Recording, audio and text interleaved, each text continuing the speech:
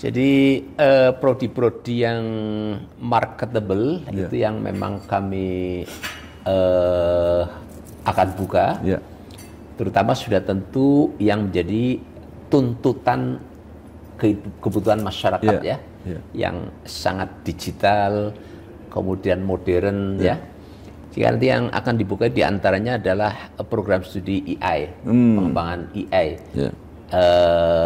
Artificial intelligence, kemudian juga cyber security, kemudian juga desain komunikasi visual dan seterusnya. Itu program-program yang memang kekinian dan oleh Gen Z ini sangat digemari, diminati. Itu yang akan dibuka. Telah terbit buku 100 Rektor PTN dan PTS Inspirasi Indonesia. Harga Rp250.000 per eksemplar. Dengan sambutan Dirjen Pendidikan Tinggi dan Ketua Umum Aptisi. Berisi pengalaman dan mimpi para rektor PTN dan PTS yang memberi inspirasi dalam memajukan perguruan tinggi, untuk menyumbangkan sumber daya manusia yang siap menyongsong Indonesia Emas 2045. Untuk informasi dan pemesanan, dapat menghubungi nomor yang ada pada video.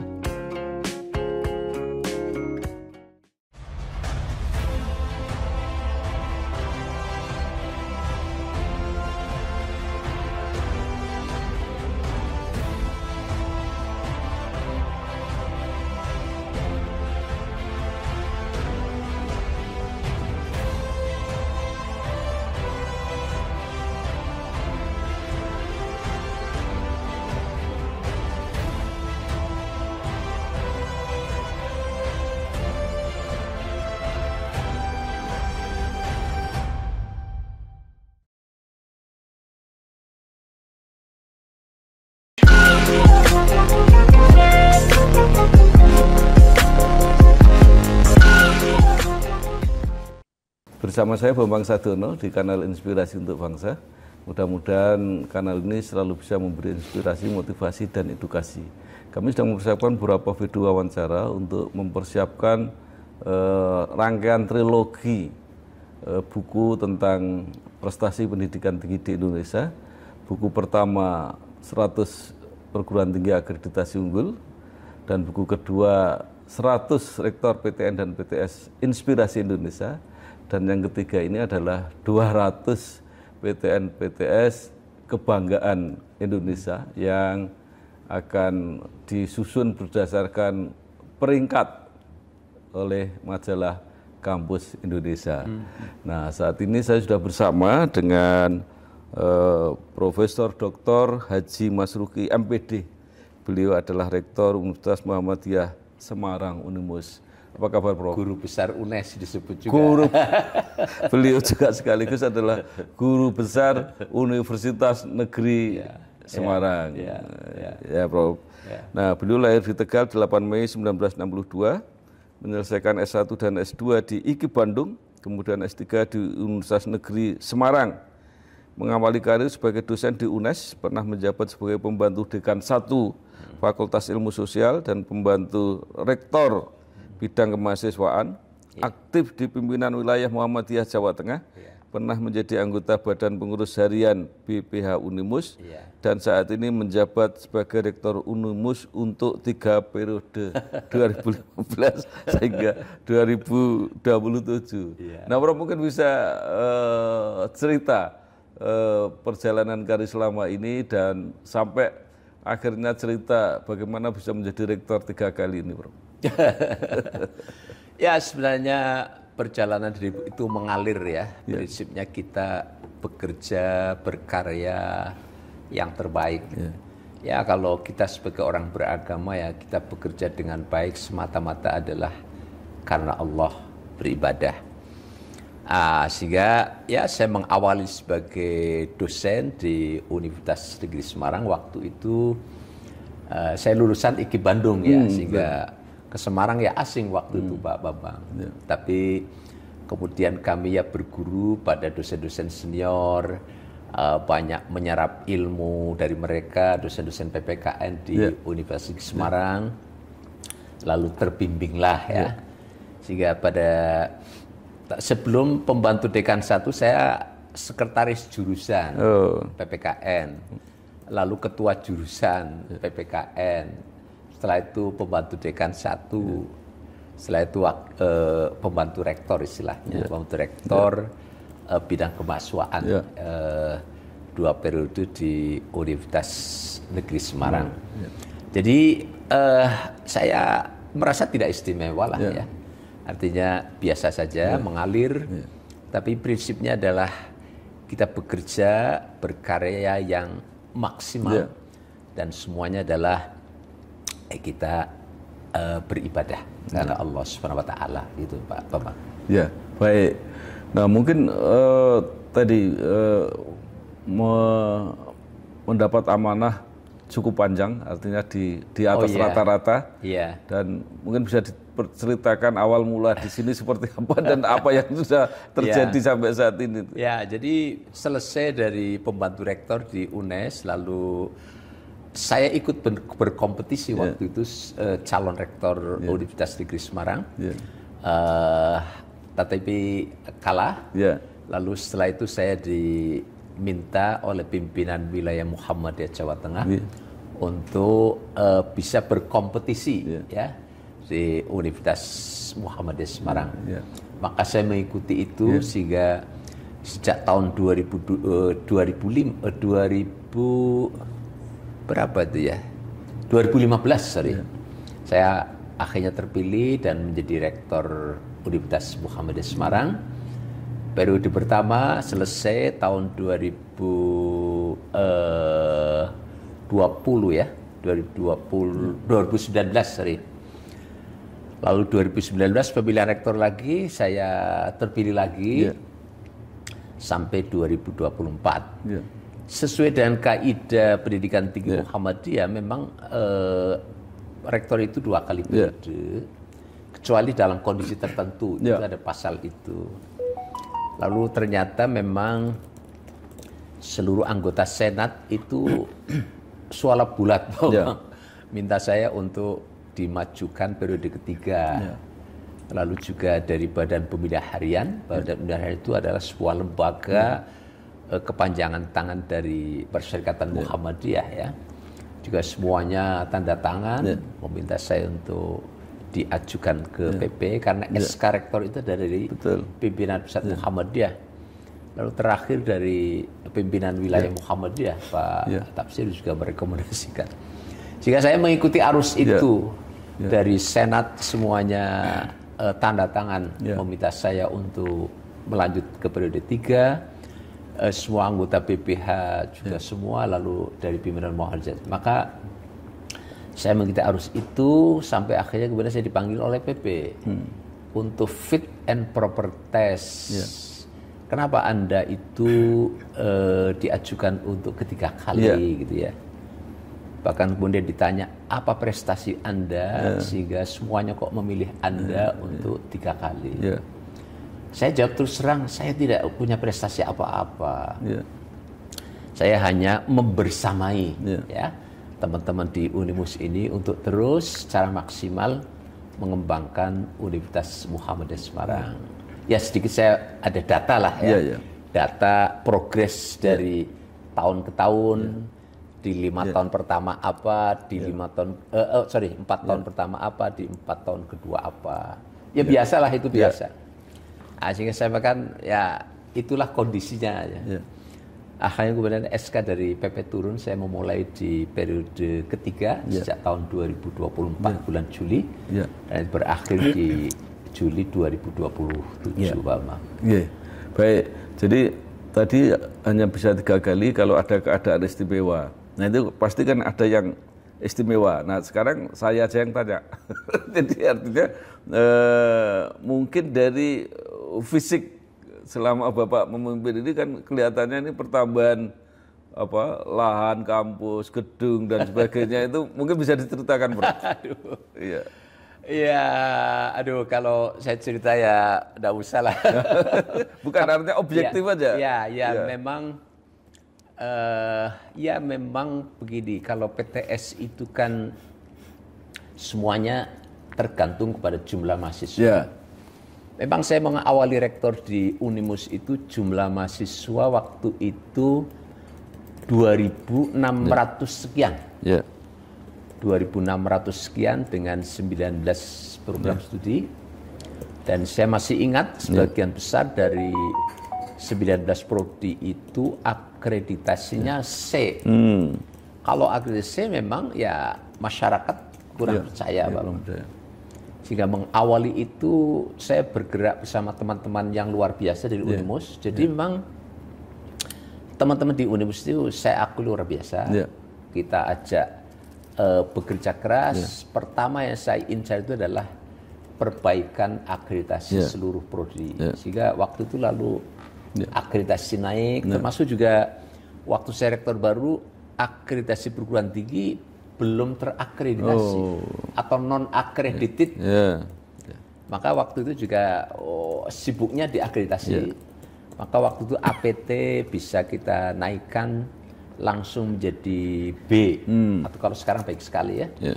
Lalu juga prodi-prodi diperbaiki semua, alhamdulillah sudah B. Jika terjadi kenaikan jumlah mahasiswa secara terus menerus, kalau saya lihat grafiknya pada catatan saya itu kenaikan mahasiswa baru dan student body itu terus menanjak ya. Sehingga di tahun 2025 ini itu student body Unimus mahasiswa itu 16.500. Lalu jumlah mahasiswa baru Unimus ini 4.370. Malah mahasiswa baru Unimus 2025 ini terjadi kenaikan dibandingkan dengan tahun 2024 sebesar 24%. Ini sudah dihitung oleh Pak Wakil Rektor 1 ya. Nah, jadi memang terjadi kenaikan mahasiswa, maka efeknya terjadi banyak hal yang bisa kita kerjakan. Maka kami ya sudah tentu bagaimana sebuah lembaga pendidikan tinggi dipercaya oleh masyarakat. Banyak aspek ya. Salah satunya adalah sarana prasarana. Prasarana-prasarana yang memadai, kemudian kebersihan, keindahan, keteraturan, lalu pelayanan kepada mahasiswa. Jadi saya dengan teman-teman sepakat bahwa menjadikan Unimus ini sebagai kampus unggul yang menggembirakan, yang memajukan dan memuliakan. Jadi tidak boleh ada bullying, tidak boleh ada kekerasan. Bahkan dosen pun itu harus memuliakan mahasiswa. Jadi jangan ada dosen yang feodal. Jadi itu semuanya kita ciptakan sedemikian rupa. Waktu itu kampus kita ya masih 5,4 hektar salah ya. Nah, sekarang sudah 22,3 hektar. Lalu ya memang waktu saya awal ya diawali dengan membangun rumah sakit gigi mulut. Ya. Kemudian membangun gedung kedokteran. Gedung kuliah kedokteran itu GKB 1. Setelah itu membangun GKB 2, gedung kuliah bersama 2 itu teknik pendidikan ya. Lalu membangun waktu itu sarana olahraga. Itu gedung Bundar itu. Kemudian ada lapangan tenis segala. Kemudian menyelesaikan masjid. Lalu membangun gedung laboratorium bersama. Lalu membangun rumah sakit Unimus. Jadi sekarang Unimus itu punya 2 rumah sakit, alhamdulillah ya. Yang bangun itu Unimus sendiri. Lalu yang baru selesai ini gedung ini, gedung kuliah bersama 3. Yang ini perlu dipakai oleh Fakultas Kedokteran Gigi, Fakultas Kesehatan Masyarakat, lalu juga Pasca Sarjana dan Fakultas Ekonomi. Ini gedung ini. Lingkungan sudah tentu kita menerapkan lingkungan yang Islami. Islam itu menerapkan nilai Islam. Nilai-nilai Islam itu adalah bersih, indah, teratur, lalu sustain ya, penanaman di mana-mana. Ya, karena memelihara lingkungan yang baik Ya. itu adalah nilai-nilai Islam. Ya.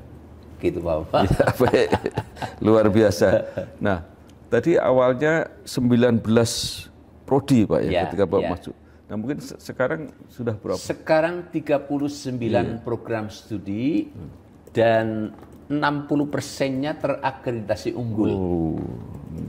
Jadi 39 prodi, 24 prodi terakreditasi unggul. Prodi yang masih terakreditasi baik itu karena prodi baru. Jadi ini sedang proses untuk menaikkan akreditasi. Fakultas?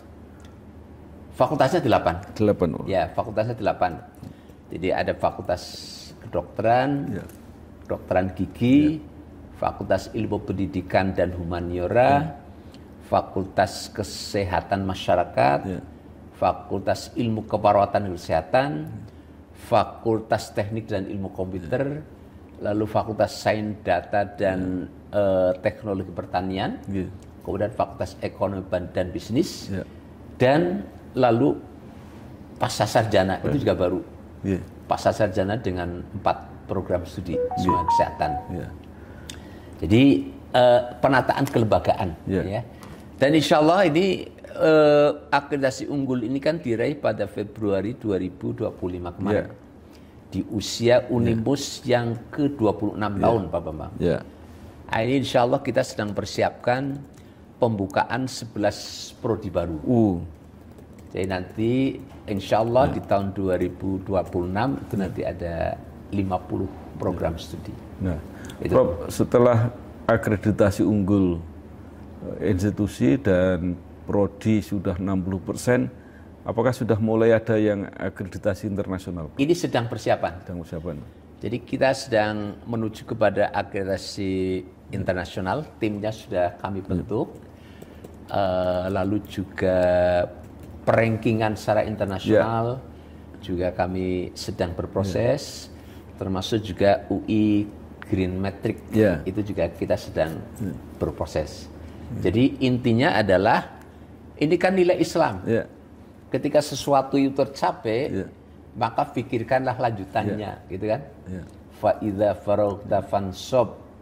Setelah satu tahapan terselesai, maka melangkahlah pada tahap berikutnya itu. Ini nilai Islam itu. Jadi kita tidak boleh puas dengan kondisi lalu berhenti pada tahap tertentu. Itu nilai Islam tidak begitu, tapi fa idza faraghta fansab. Gitu. Ceritanya begitu, Pak. Nah, Prof, karena ini lembaga pendidikan tinggi pasti motornya ini adalah SDM. Iya. Nah, mungkin bisa diceritakan baik karena kan harus ada persentase tuh, jumlah gitu. Jadi baik secara kuantitas maupun secara kualitas kan pasti juga dipersyaratkan. Harus ada berapa guru besar, berapa lektor kepala dan sebagainya. Monggo.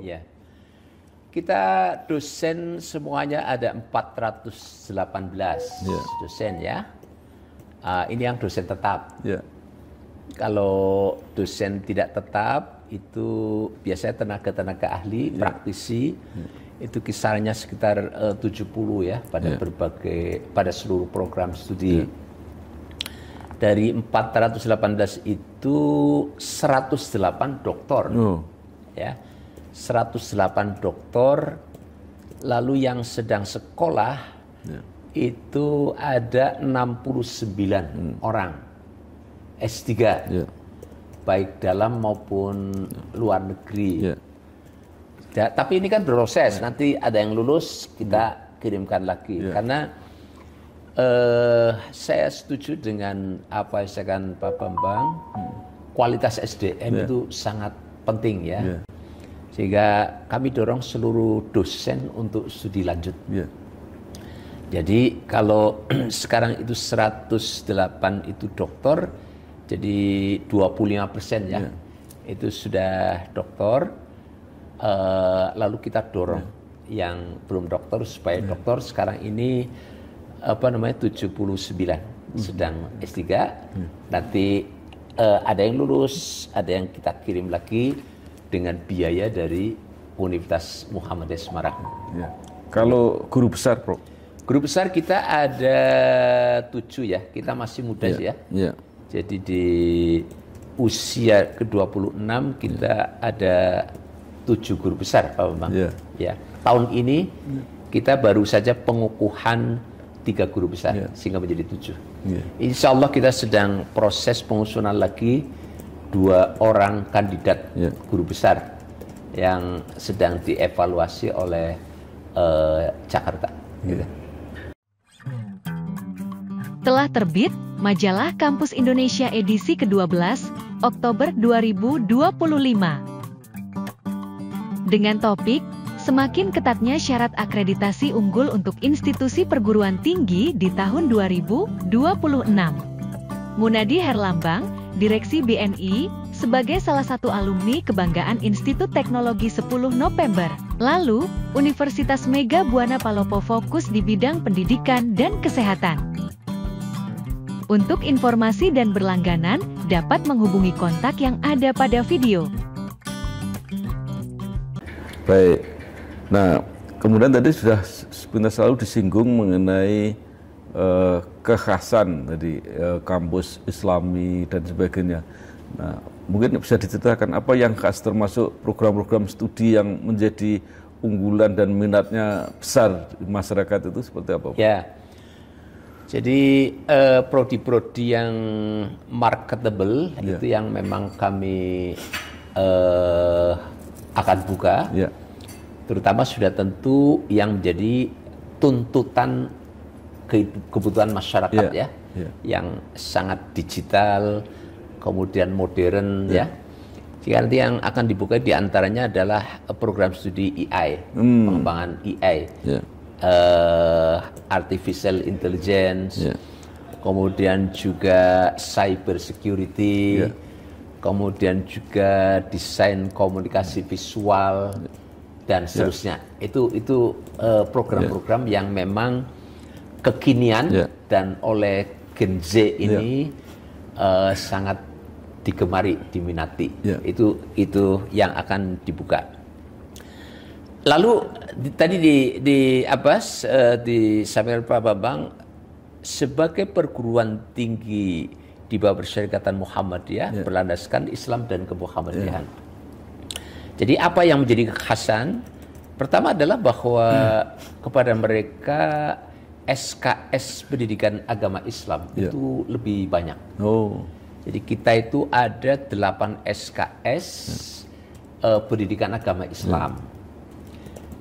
Tujuannya apa? Supaya lulusan kita selain memiliki kompetensi sesuai keilmuan masing-masing, itu juga memiliki nilai-nilai religi yang bagus. Tapi religi ini tidak hanya Islam ya, karena Unimus meskipun basisnya itu Islam dan kemuhammadiyahan, tetapi keberadaannya untuk bangsa dan negara. Sehingga di kampus ini ada yang Hindu, ada yang Buddha, ada yang Kristen, Saya kalau pas sumpah profesi di mahasiswa kesehatan, tahu ada rohaniwan. Itu ada rohaniwan dari Katolik, ada Protestan, ada Hindu, ada Buddha Jadi banyak Demikian juga meskipun ini kampus Muhammadiyah, tetapi dari teman-teman dari kalangan Nahdlatul Ulama juga banyak sekali di kampus Universitas Muhammadiyah ini. Dan pertama mata kuliahnya itu 8 SKS pendidikan Islam. Lalu yang kedua, keseharian kita ini sholat berjamaah. Kemudian ada kajian-kajian yang harapannya adalah semuanya sebagai upaya internalisasi nilai-nilai religiusitas. Bagaimana dengan saudara-saudara kita yang Nasrani, yang Hindu Buddha? Kami fasilitasi untuk mereka dapat pelajaran agama sesuai dengan agamanya. Jadi kami datangkan guru agama Kristen, Katolik. Kalau jumlahnya besar, kalau kecil mereka saya kirim ke sana. Begitu juga kami tunjukkan mana lokasi gereja-gereja dan pura dan seterusnya. Intinya adalah kita memfasilitasi untuk kehidupan keagamaan yang bagus, agar tercipta saling toleransi antar sesamanya. Itu, Pak. Baik, Prof. Kalau sekarang bicara alumni, mungkin mengenai jumlah maupun sudah mencapai apa saja sekarang. Waduh, saya jumlah agak lupa. Gak apa-apa. Nanti saya kirim ya mungkin datanya. yang menonjol mungkin ingat. Ya, jadi yang jelas alumni ini terserap di dalam negeri sudah pasti ya. Ya. Tetapi ada jaringan alumni yang bekerja di luar negeri, Bang. Ada di Timur Tengah, di Saudi Arabia, di Qatar, di Iran, ya. Kemudian juga di Bahrain. Lalu ada yang di Amerika, ada yang di Eropa, ada di Jepang, ada Australia, Taiwan, ya. Negara-negara Asia juga ada. Karena saya kebetulan mempunyai WA grupnya para alumni ini. Pernah saya umroh, kemudian Pak Dekan Fikes menyampaikan ke alumni di sana bahwa Pak Rektor Unimus umroh saya didatangi di hotel. Ya artinya memang ada alumni di sana. Kemudian saya tanya berapa yang bekerja di rumah sakit di Mekah ini dari Indonesia. Ada tiga SDM yang dari Indonesia, salah satunya adalah lulusan Unimus. Kemudian apa tidak ada kesulitan di dalam komunikasi maupun pekerjaan? Para alumni mengatakan sepanjang bekerja dilakukan secara profesional, lalu di dalam kesehariannya menerapkan soft skill dengan baik, kata dia, maka dimanapun kita akan diterima. Jadi kata kuncinya adalah profesionalisme yang berbasiskan kompetensi keilmuan, lalu yang kedua soft skill. Bagaimana kita menghormati, bisa bekerja sama, mengorangkan orang gitu. Itu katanya begitu, Pak. Ya, baik. Prof, tadi kan sudah mulai akan merintis akreditasi internasional. Dan sekarang kan kecenderungannya perguruan tinggi didorong supaya mempunyai reputasi internasional. Nah, apa yang sudah dilakukan? Mungkin ada program-program kerjasama dan sebagainya. Ya, jadi memang pada saat akreditasi, apakah akreditasi perguruan tinggi APT ataupun akreditasi program-program studi, itu rekognisi internasional mempunyai bobot nilai yang tinggi. Apakah itu riset kolaborasi dengan dosen di luar negeri, dan itu sudah dilakukan, banyak dilakukan oleh Unimus. Kemudian juga publikasi bersama antara dosen Unimus dengan dosen-dosen mitra di luar negeri. Lalu juga pengabdian masyarakat di luar negeri. Lalu juga penyelenggaraan event-event akademik kerjasama dengan organisasi profesional dari kolaborasi dengan luar negeri. Itu yang sudah dilakukan oleh Universitas Muhammadiyah Semarang. Karena dengan kolaborasi dengan mitra perguruan itu memiliki skor yang tinggi di dalam perhitungan skor akreditasi, baik APT maupun program studi, Bapak. Internasionalisasi. Baik.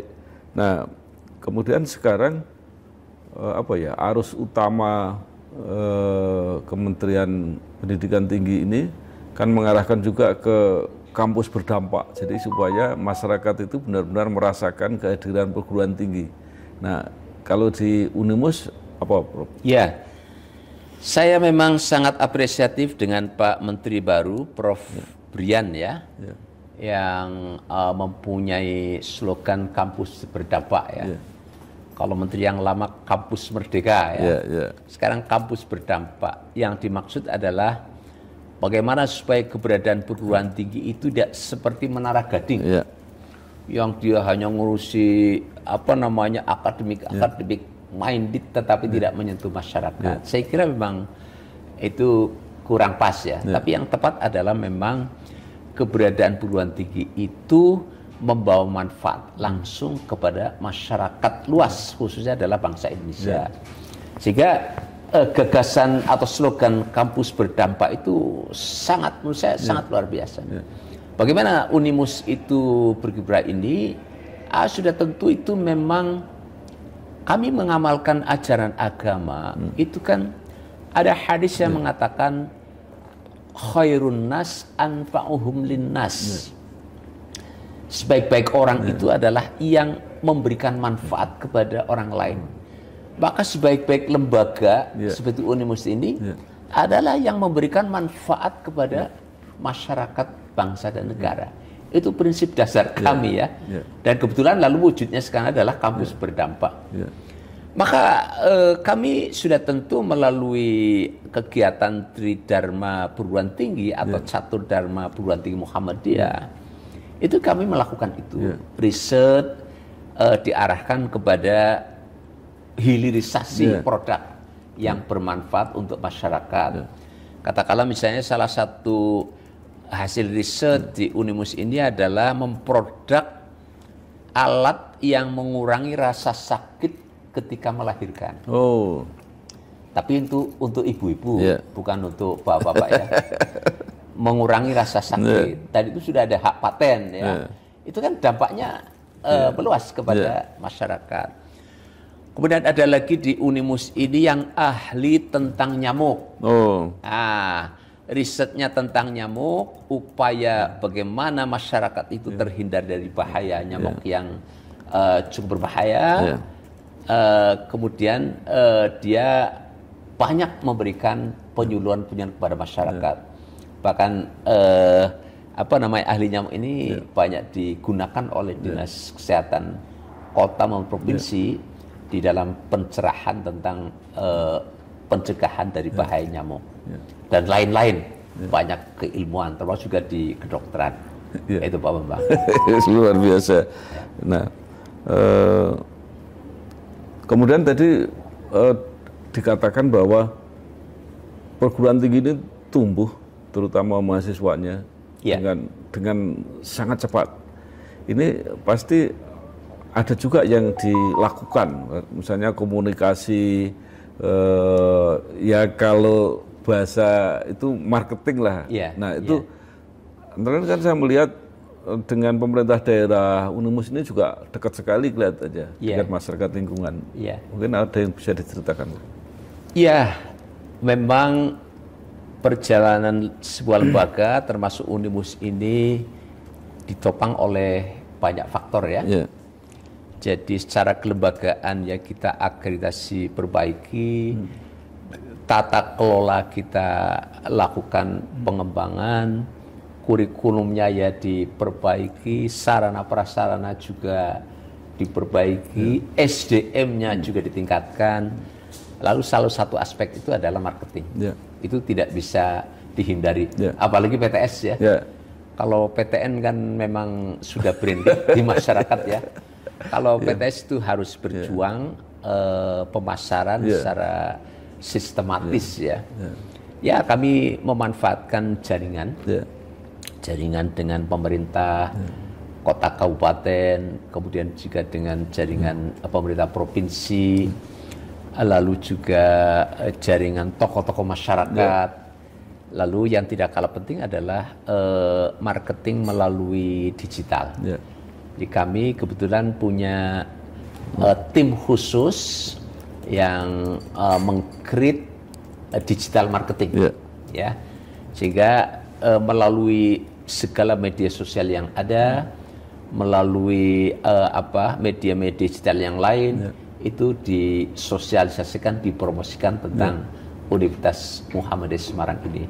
Jadi itu semua kita memang maksimalkan, Bang. Luar biasa. Terakhir, Prof, begini, sekarang pertumbuhan kualitas dan kuantitas kampus pendidikan tinggi itu kan sangat diwarnai oleh perguruan Muhammadiyah. Banyak sekali dan sampai mana-mana. Nah, ini juga bersaing, juga kolaborasi, saling mendukung. Nah, sekarang posisi Unimus ini seperti apa, Prof? Nah, sementara ini kan yang selalu di papan atas itu kan Jogja, Malang, kemudian Solo. Nah, sekarang Semarang ini sudah sampai mana? Betul. Jadi memang di bawah Persyarikatan Muhammadiyah itu ada lembaga namanya Majelis Pendidikan Tinggi. Itu yang mengelola, membina, mengawasi perguruan tinggi Muhammadiyah Aisyah, baik universitas, sekolah tinggi, institut, dan seterusnya. Dan kebetulan di Indonesia data per hari ini itu 172 lembaga pendidikan tinggi Muhammadiyah Aisyah tersebar dari Aceh sampai Papua, sampai Sorong sana. Di Jawa Tengah sendiri ada 23 perguruan tinggi Muhammadiyah Aisyah. Lalu kalau posisi Unimus di mana? Posisi Unimus ini memang masih baru ya, 26 tahun ya. Jadi masih kita tumbuh berkembang, mohon doanya Pak Bang. Sehingga peringkatnya sekarang ini sih masuk 10 besar. Masuk 10 besar ya. Perguruan tinggi Muhammadiyah Aisyah di Indonesia. Tapi sudah tentu kita masih mengikuti jejak kakak-kakaknya yang sudah mapan ya. Ada Universitas Muhammadiyah Malang, ada Universitas Muhammadiyah Yogyakarta, ada Universitas Muhammadiyah Solo, ada Makassar dan seterusnya. Makassar ya. Makassar, karena usia universitas masih 26 tahun dibandingkan dengan PTM lain yang sudah mapan itu memang jauh di bawah. Ada Jakarta juga. Iya.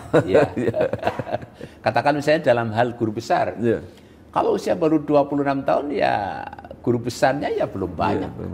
Dari mana kecuali ada pindahan ya guru besar ke Unimus baru. Tapi kan jarang terjadi itu. Kalau jumlah mahasiswa sudah mulai Prof ya?